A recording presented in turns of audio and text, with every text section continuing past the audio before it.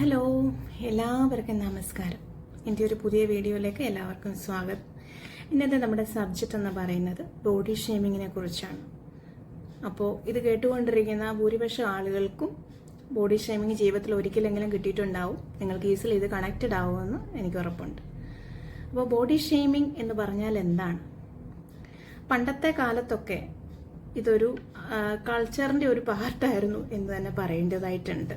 അതായത് നമ്മളിപ്പോൾ ഒരു വീട്ടിൽ ചെല്ലുമ്പോൾ അല്ലെങ്കിൽ ഒരു ഫംഗ്ഷന് ചെല്ലുമ്പോൾ രണ്ടാൾ കൂടുന്ന സ്ഥലത്തൊക്കെ ചെല്ലുമ്പോൾ ആളുകൾ നമ്മളെ വിലയിരുത്തുന്നത് ഫസ്റ്റിലെ വിലയിരുത്തുന്നത് നിനക്ക് സുഖമാണോ എന്നുള്ള മുഖവരയോടും അല്ലല്ലോ. വല്ലാണ്ട് മെലിഞ്ഞ് ഉണങ്ങിയിരിക്കുന്നു, അല്ലെന്നുണ്ടെങ്കിൽ കറുത്ത് ഒട്ടിയിരിക്കുന്നു, ഭയങ്കരമായി തടിച്ചിരിക്കുന്നു, വീട്ടിൽ ഭക്ഷണമൊന്നുമില്ലേ, നിനക്കൊന്നും തിന്നാൻ തരുന്നില്ലേ. ഇന്നത്തെ കാലഘട്ടത്തിൽ ബോഡി ഷേമിങ് ഒരാളെ ചെയ്യുന്നത് ഒരു ക്രിമിനൽ കുറ്റമാണ് എന്നിരിക്കെ വിദ്യാഭ്യാസ സമ്പന്നരായിട്ടുള്ള ഇന്നത്തെ തലമുറ പോലും യാതൊരു റിഗ്രറ്റ്സും ഇല്ലാതെ ആളുകളെ വല്ലാണ്ട് ബോഡി ഷേമിങ് ചെയ്യുന്നത് ഞാൻ നേരിട്ട് കണ്ടിട്ടുണ്ട്. അപ്പോൾ ഇത്തരം കാര്യങ്ങൾക്കൊക്കെ നമുക്ക് മാറ്റം വരുത്തേണ്ടതായിട്ടുള്ള കാലം അതിക്രമിച്ചില്ലേ? നിങ്ങൾ തന്നെ ആലോചിച്ച് നോക്കൂ.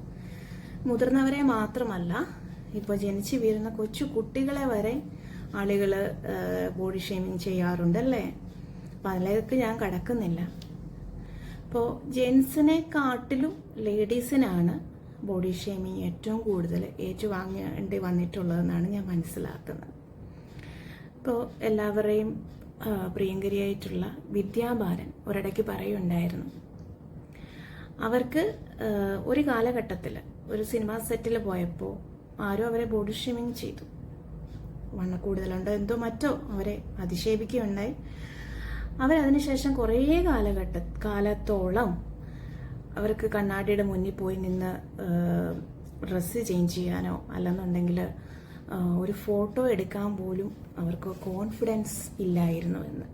കാരണം അതൊരു ട്രോമയായിട്ട് അവരുടെ മനസ്സിൽ അവശേഷിക്കുകയും ഏതാനും വർഷങ്ങൾ അതിൻ്റെ കോൺസിക്വൻസ് അവർ അനുഭവിച്ചു തീർക്കുകയുണ്ടായി. പറഞ്ഞ ആൾക്ക് അതൊരു തമാശയായിരുന്നിരിക്കാം, പക്ഷേ അത് കേട്ട ആൾക്കോ അതുപോലെ തന്നെയാണ് പേളിമാണി ഈയിടയ്ക്ക് കഴിഞ്ഞ വീക്കിലോ മറ്റോ അവരും ഇതുപോലെ പ്രതികരിക്കുകയുണ്ടായി. 2 കുട്ടികളുടെ അമ്മയാണ്, അതുപോലെ തന്നെ ഒരു അബോർഷൻ കഴിഞ്ഞ ആളാണ്. ഞാൻ വളരെ ഫിറ്റായിട്ടിരിക്കുന്നല്ലോ, ഞാൻ വളരെ കോൺഫിഡൻ്റ് ആയിട്ടിരിക്കുന്നല്ലോ. പിന്നെ നിങ്ങൾക്ക് എന്താണ് പ്രശ്നം?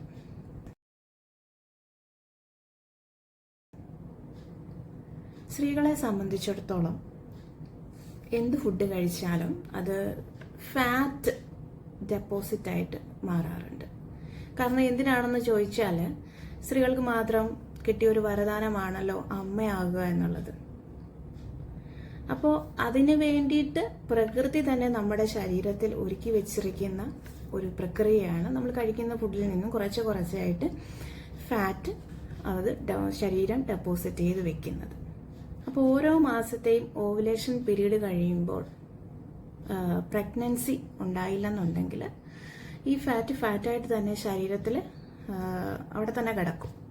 അതുപോലെ തന്നെയാണ് പ്രഗ്നൻസി ആവുകയാണെങ്കിൽ, ഇൻ കേസ് പ്രഗ്നൻ്റ് ആവുകയാണെങ്കിൽ ഈ ഡെപ്പോസിറ്റ് ചെയ്തിരിക്കുന്ന ഫാറ്റ് കുഞ്ഞിൻ്റെ വളർച്ചയ്ക്ക് വേണ്ടിയിട്ട് അത് ഉപയോഗിക്കുകയും ചെയ്യും. അതായത് ഒരു ഭ്രൂണം അല്ലെങ്കിൽ എംബ്രിയോ ഓരോ ഘട്ടങ്ങൾ കഴിഞ്ഞ് ഒരു കുഞ്ഞായി മാറുന്ന സമയം വരെ ഈ ഫാറ്റ് അത് ഫലപ്രദമായിട്ട് ബോഡി ഉപയോഗിക്കുക തന്നെ ചെയ്യും. അപ്പം ആ ഒരു കാലഘട്ടം കഴിയുമ്പോഴും വീണ്ടും ഇത് തന്നെയാണ് കേട്ടോ, ഇത് തന്നെ കണ്ടിന്യൂ ചെയ്തുകൊണ്ട് തന്നെ ഇരിക്കും.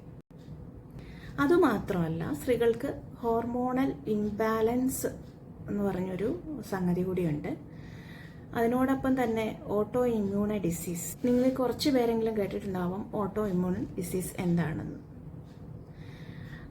ഈ ഹോർമോണൽ ഇംബാലൻസ് മൂലം ഉണ്ടാകുന്ന ചില രോഗാവസ്ഥകളാണ് തൈറോയ്ഡ് എന്നുള്ളൊരു അസുഖം നമുക്ക് ഉണ്ടാവുമല്ലോ. അതുപോലെ തന്നെയാണ് PCOD. PCOD ഒരു രോഗമൊന്നുമല്ല, പക്ഷെ അതൊരു ഹോർമോണലിൻ്റെ അസന്തുലിതാവസ്ഥ മൂലം ഉണ്ടാകുന്ന ഒരു കാര്യമാണ് ഈ PCOD എന്ന് പറയുന്നത്. സ്ത്രീകൾക്ക് ഉണ്ടാകുന്നതാണ് കേട്ടോ. അതുപോലെ ഇവരുടെ ദഹന ഒരു വ്യവസ്ഥയും അത്ര നന്നായിട്ടിരിക്കുകയില്ല. ഇതെല്ലാം ഫാറ്റായിട്ട് തന്നെ ശരീരം ഇങ്ങനെ സ്റ്റോർ ചെയ്ത് വെക്കുകയാണ് ചെയ്യുന്നത്. അതുമൂലം ഇവരുടെ ശരീരത്തിൽ നിറച്ച് നീർക്കെട്ടുകളും നീർക്കെട്ടുകൾ അല്ലെങ്കിൽ ഇൻഫ്ലമേഷൻ ശരീരത്തിൽ ഉണ്ടാകാറുമുണ്ട്. ചിലരെ നമ്മൾ കണ്ട് തെറ്റിദ്ധരിക്കാറുണ്ട്. അവർ ശരീരത്തിൽ ഈ നീർക്കെട്ടുകൾ ഒരുപാടുണ്ടാകും, പക്ഷെ നമ്മൾ അവരെ കണ്ട് തെറ്റിദ്ധരിക്കും, ഓവർ വെയിറ്റ് ആണ് നമ്മൾ പറയാറുണ്ട്. കാരണം ഇതൊക്കെ തന്നെയാണ് ഇതിന്റെ പുറകിലത്തെ ശാസ്ത്രീയമായിട്ടുള്ള അല്ലെങ്കിൽ മെഡിക്കൽ പരമായിട്ടുള്ള അവസ്ഥകൾ. ഇതൊന്നും അറിയാതാണ് നമ്മൾ ഒരാളെ ജഡ്ജ് ചെയ്യാനും അല്ലേ, അറിയാതെ പോലും അവരെ വേദനിപ്പിക്കാനും നമ്മൾ ശ്രമിക്കാറുണ്ട്.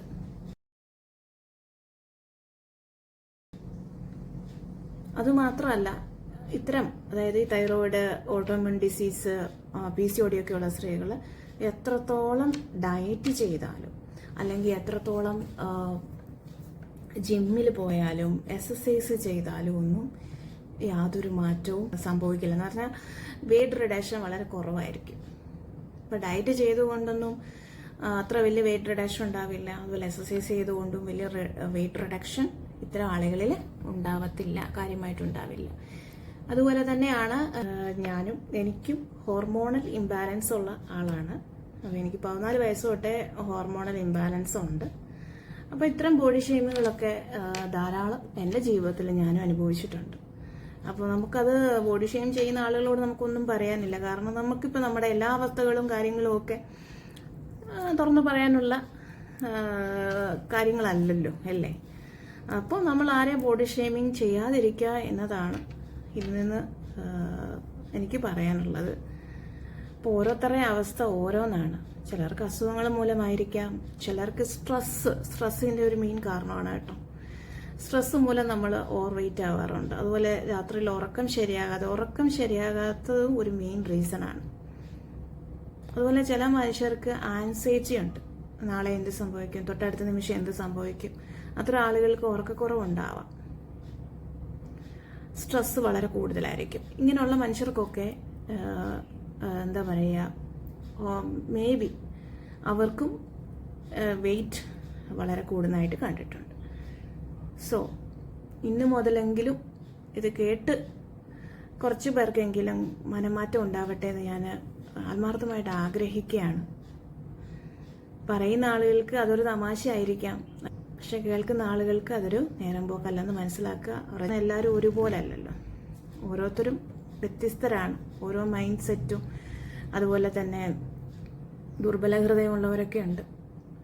അപ്പം അതൊക്കെ ഒരു ട്രോമയിലേക്കായിരിക്കും പിന്നീട് കൊണ്ടുപോകുന്നത്. ചില ആളുകൾ ഇതൊക്കെ പേടിച്ച്, ഈ ബോഡി ഷേമിങ് പേടിച്ച് ചില ആളുകൾ ഭക്ഷണം കഴിക്കുകയില്ല.